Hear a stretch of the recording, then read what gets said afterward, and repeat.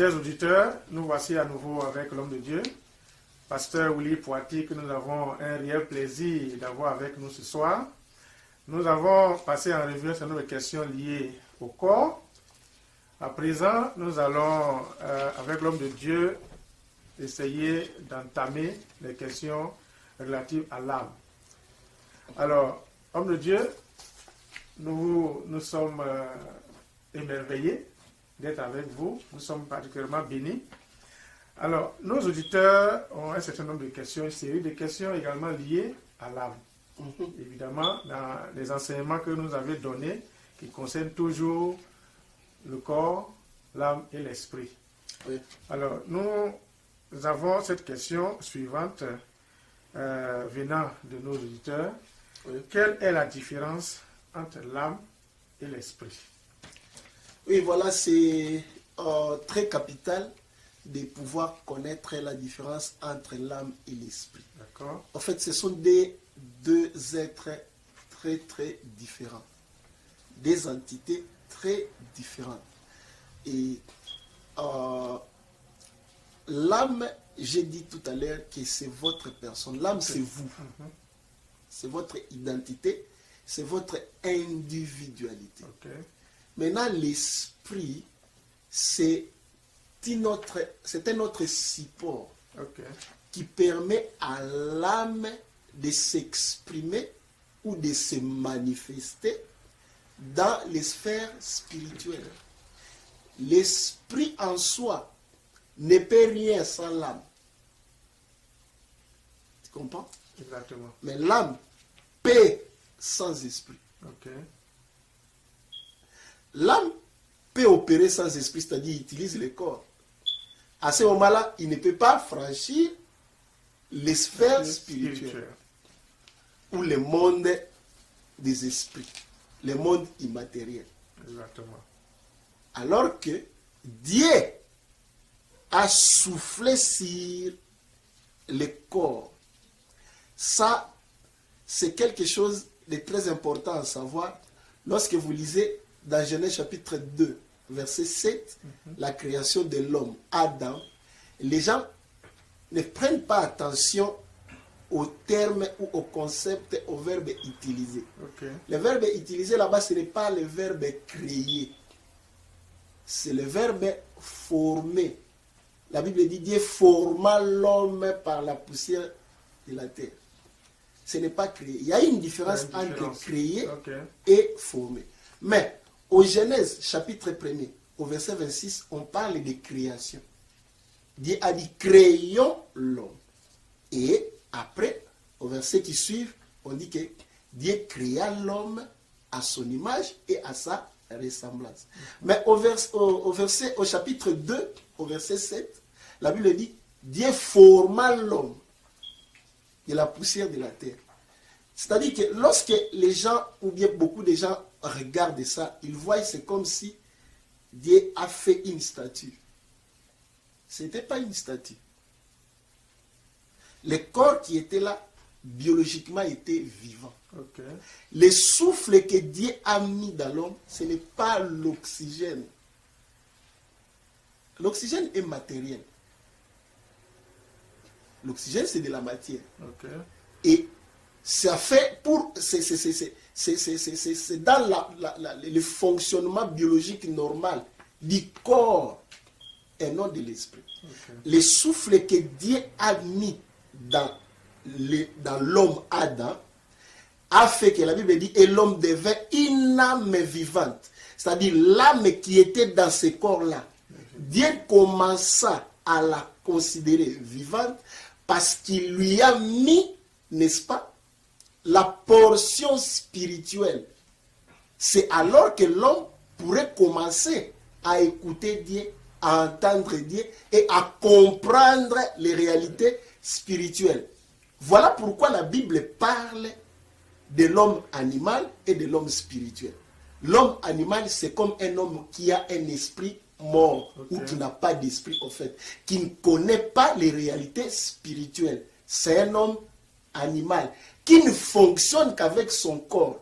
Quand je parle de l'homme, je vois l'âme qui ne fonctionne qu'avec le corps. Mais l'âme qui fonctionne avec le vertige spirituel divin, c'est celui-là la Bible appelle l'homme spirituel. Ok. Parce qu'il y a la spiritualité générale, ou la spiritualité qu'on ramasse dans les ancêtres, ou dans les religions ancestrales, les différentes religions. Mais la spiritualité biblique indique que l'homme spirituel est celui qui est lié à Dieu, qui a des rapports avec Dieu. Vous comprenez? Exactement. À ce moment-là, vous tracez très bien la différence entre l'âme et l'esprit. L'esprit. L'esprit, c'est une portion, un être ou une entité Ok. qui te permet d'entrer ou de se manifester dans les sphères spirituelles. De permettre qui? L'âme. L'âme, c'est toi, c'est ton identité, c'est tout ce que toi tu es, c'est ton individualité en fait. Je comprends. Merci beaucoup, pasteur. Je vous remercie. Et pour mieux élucider, évidemment, faire comprendre nos auditeurs, l'âme donc a permis, je veux dire, c'est l'occasion où Dieu de permettre à cet être qu'il a créé de pouvoir être à sa ressemblance et à son image, Voilà. selon donc la création Voilà. en Genèse. L'homme commence à ressembler à Dieu parce que Dieu est esprit. Sa ressemblance, ça se montre par les facultés spirituelles conférées à l'homme. Merci beaucoup, pasteur. Mhm. Maintenant, l'homme a été créé. Alors, cet homme, utilisant le corps et l'esprit, comme vous l'avez bien signifié, pour opérer dans le physique, Mhm. il pêche. Donc, c'est l'âme qui pêche. Mhm. Alors, nous savons, en tant que chrétiens, notre espérance dans la vie chrétienne, c'est d'accéder au paradis. N'est-ce pas, pasteur? Alors, l'homme qui a créé, qui a péché, donc, et qui, par la suite, meurt. Alors, est-ce qu'il a la possibilité de se purifier pour prétendre entrer dans le paradis? Je voulais un peu éclairer votre question. Ok, Je ne voulais pas ici parler du concept de paradis ok, parce que le paradis n'est pas notre finalité. ah, ça, Nous allons Ça, peut-être ça. parler de cela après. ça me permet de comprendre mieux. Le paradis, ce n'est qu'un lieu de transition en fait. Ce n'est pas un endroit permanent où nous visons, nous les chrétiens. La maison du Père, ce n'est pas le paradis. Ok. Nous, Ouais. en tant que chrétiens, c'est paradis que nous visons. Tout le monde, ok, on va mourir pour aller au paradis. Tout le monde. Ouais. Parce que vous les allez gens nous les éclairer. voient que la mort, la Bible dit, Ok. nous tous, nous n'allons pas mourir. Il y a ceux-là qui ne mourront pas. Donc, c'est comme ça. En fait, parce que d'autres seront enlevés. Ceux qui seront enlevés n'iront pas au paradis. Vous comprenez? Exactement. Ils n'iront pas au paradis. Ok. C'est pourquoi j'ai dit que le paradis n'est pas La notre finalité. destination finale. En fait, ça, ce n'était qu'une parenthèse. Ok. Alors, pour y arriver, j'ai dit que l'âme pêche, c'est votre personne. Mhm. C'est vous qui décidez. L'âme a 3 fonctions que je vais énumérer. Ok. Nous avons dans l'âme ce qu'on appelle la volonté. Nous avons l'affectivité et nous avons l'intellect. Ok. C'est ces 3, je peux dire en général, les 3 composantes ici qui forment ce qu'on appelle l'homme ou l'âme, l'individu. Vous vous exprimez au travers de votre volonté, au travers de votre intellect et au travers de votre affectivité. Et ces 3 facteurs sont différents d'une personne à une autre. Vous voyez? Alors, c'est ça votre moteur, c'est ça vous. Vous exprimez ces composantes-là au travers de votre corps ou au travers de votre esprit. La Bible dit l'âme qui pêche est celle qui mourra. C'est-à-dire, pécher c'est quoi? C'est enfreindre les lois de Dieu. Nous enfreignons les lois de Dieu comment? En agissant, mais avant d'agir, il faudrait qu'il y ait une motivation. Exactement. Les motivations viennent de l'âme. Comme on dit, de ton cœur. Ok. Vous comprenez? Parce que le corps en soi ne peut rien faire. Tu ne peux pas parler, c'est l'âme qui dit au corps de parler. Ok. Et c'est l'âme qui dit aussi à ces bras-là de faire le mouvement, de prendre le téléphone, de faire ceci. Le corps n'est qu'un robot que vous utilisez. C'est vous l'âme qui décidez. Et c'est vous qui voulez faire du bien ou qui voulez faire le mal. Et en faisant le mal, votre esprit est en train d'en pâtir. C'est là que nous allons revenir lorsque nous allons parler de l'esprit. Mais parlons d'abord de l'âme. L'âme, c'est tout ce qui fonctionne, c'est ce qui fait votre individualité. C'est l'âme. Toutes vos facultés en tant que personne sont dans votre âme. Et un autre concept plutôt, ou une autre assertion, un autre terme qu'on utilise beaucoup pour exprimer l'âme, on parle du cœur. Votre cœur, c'est vous. Votre conscience, c'est vous. Tout ce qu'il y a en vous, vos facultés, c'est vous. C'est dans l'âme. Comprenez ça comme ça. Le corps n'est qu'un support. L'esprit n'est qu'un autre support. Mais les principes actifs ou les principes, l'être qui est l'auteur de tout ou l'individu lui-même, c'est l'âme. En tout cas, chers auditeurs, je crois que vous êtes bénis comme moi, parce que même moi-même, suivant l'émission avec l'homme de Dieu, je découvre encore davantage, j'apprends encore davantage sur les enseignements que nous recevons au cours des cultes. Merci beaucoup, homme de Dieu. Alors, une autre question me revient tout de suite. Le corps meurt. Oui. Vous l'avez dit.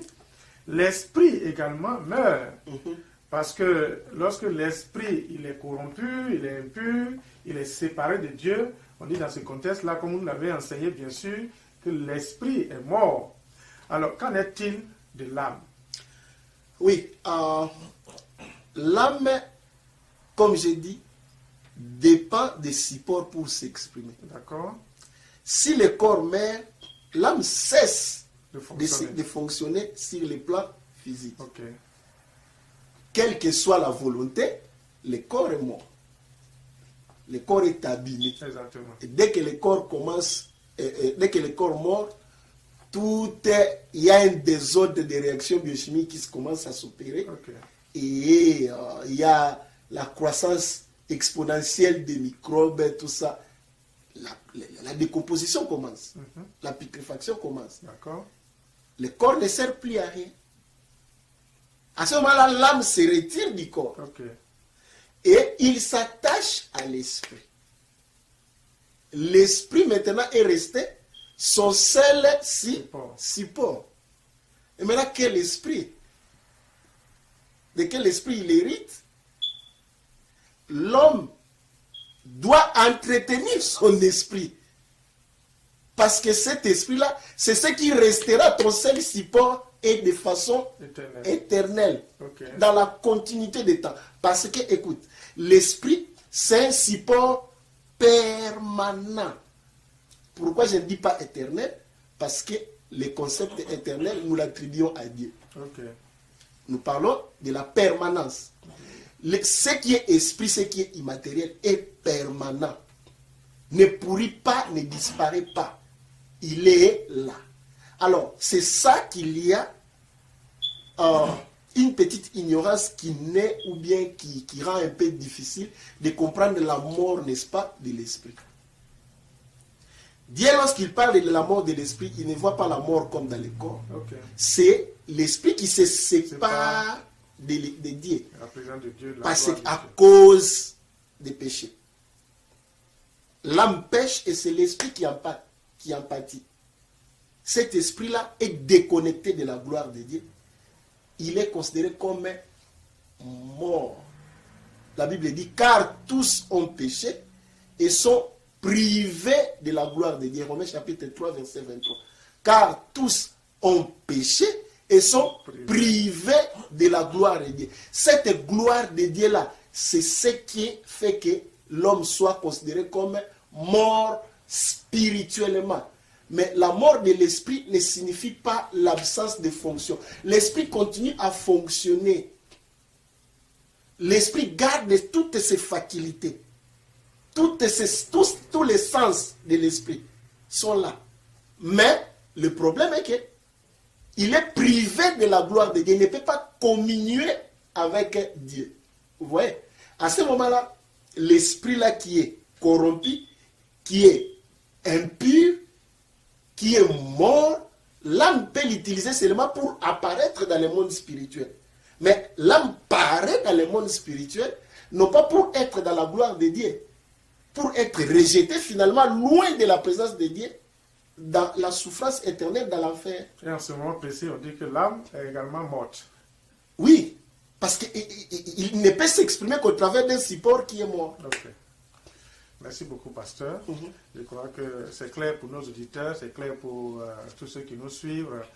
Merci beaucoup et nous voudrons savoir, de la même manière, nous prenons également soin de notre corps pour nous habiller, paraître beau dans l'aspect physique que l'âme utilise. Comment est-ce que nous pourrons prendre soin de notre âme, de nourrir notre âme comme nous nourrissons notre corps? Voilà, quand il dit, moi je nourris mon âme, c'est-à-dire je me nourris moi-même. Ok. Là, tu parles de l'être, parce que toi, tu es une âme. Okay. Comment est-ce qu'il faut te nourrir toi-même? Exactement. Comment est-ce qu'il faut t'occuper de toi-même? En fait, c'est ça que tu vas prendre soin de toi-même. Après avoir pris soin de quelque chose qui va partir toi-même, maintenant comment tu prends soin de toi? Tu prends soin de ton corps. Exactement. Parce qu'en fait, ton corps, c'est ta façon de t'exprimer. Quand je m'habille comme ça, tel que je suis là, on me voit l'âme au travers de mon corps. Exactement. Mais même quand on te voit au travers de ta voiture, on peut dire si tu es sale ou si tu es propre au travers de ta voiture, au travers de ta maison. En fait, tout ce qui t'appartient, n'est-ce pas, est l'expression de toi-même. Exactement. Vous comprenez? Et maintenant, toi-même, en fait, l'âme, c'est le développement de ta personne. Tu dois développer ta volonté. Vous savez que la volonté, c'est une faculté qu'il faut développer. La volonté rencontre des limites. Pourquoi tu es venu ici? Parce que tu as voulu. Mais il peut aussi se faire arriver qu'il y a des choses, des circonstances qui étouffent ta volonté de faire ça. Okay. De faire ceci ou de faire cela. Par exemple, tu ne veux pas boire. C'est ce que je dis aux fumeurs. Oh, je ne suis pas capable d'abandonner. Mais c'est ta volonté. Alors, quand ta volonté commence à rencontrer des frontières ou des barrières, c'est que tu es en danger. Tu es en danger en tant que personne parce qu'en fait, on t'empêche de t'exprimer. La volonté, c'est un pouvoir très important que Dieu a accordé aux hommes. Okay. Et vous pouvez utiliser votre volonté, soit pour obéir à Dieu, et même pour s'opposer à Dieu. Dieu a donné ça à l'homme, mais l'homme peut utiliser cette volonté contre son Créateur. C'est très important. Et Dieu ne fait rien, il observe seulement. Et lorsque tu développes ta volonté, tu deviens de plus en plus, beaucoup plus évolué sur la terre. Lorsque tu développes ton intellect, dans l'intellect, on voit la capacité de penser, de réfléchir, la connaissance, la sagesse, le discernement, tout ça. C'est dans l'intellect. Un illettré, par exemple, dans la société, a peu de leviers pour vivre, pour survivre, qu'un intellectuel, que quelqu'un qui a beaucoup étudié. Celui-là a développé son intellect. Alors, lorsqu'on parle des chrétiens, les gens ne voient pas l'aspect de l'être humain. Les chrétiens est d'abord l'âme. Il faut apprendre aux chrétiens qu'ils doivent développer leur être. Et ça vaut la peine parce que, sur le plan spirituel, ils en auront besoin. Vous savez, quand on dit Dieu m'a parlé, Dieu m'a dit, Dieu parle comment? Il te parle par ta pensée. Et si ta pensée est stérile, tu n'as pas beaucoup développé ton intellect. Il y a des choses que Dieu ne peut pas échanger avec toi parce que tu ne vas pas les comprendre. Vous comprenez?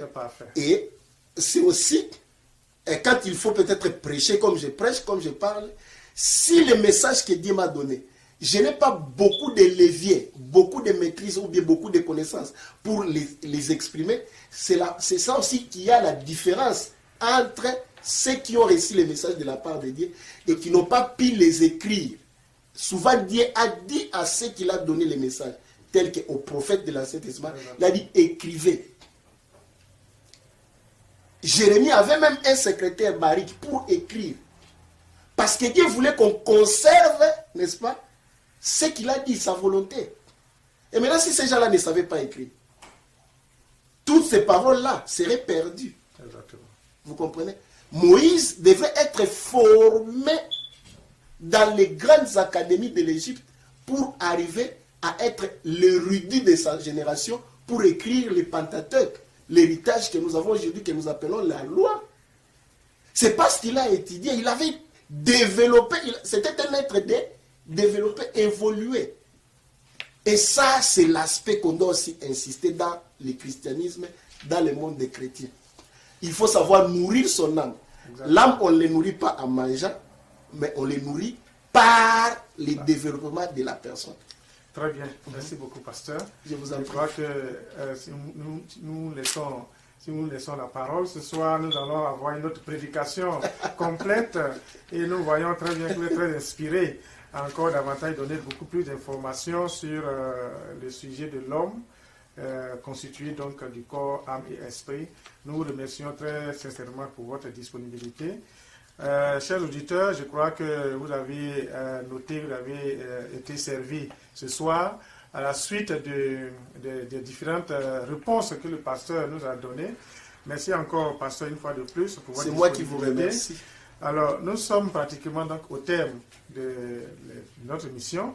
Pasteur, merci pour nous avoir donné, en tout cas, les réponses à nos questions, à certaines zones d'ombre qui sont restées au cours, suite au thème de vos messages que vous nous donnez chaque jour, les vendredis soirs, les dimanches. Merci beaucoup de nous donner encore de plus d'informations pour nous former, pour nous donner la possibilité de grandir spirituellement. Voilà, nous allons vous laisser l'opportunité de dire une prière pour nous avant que nous puissions en tout cas mettre un terme à cette émission.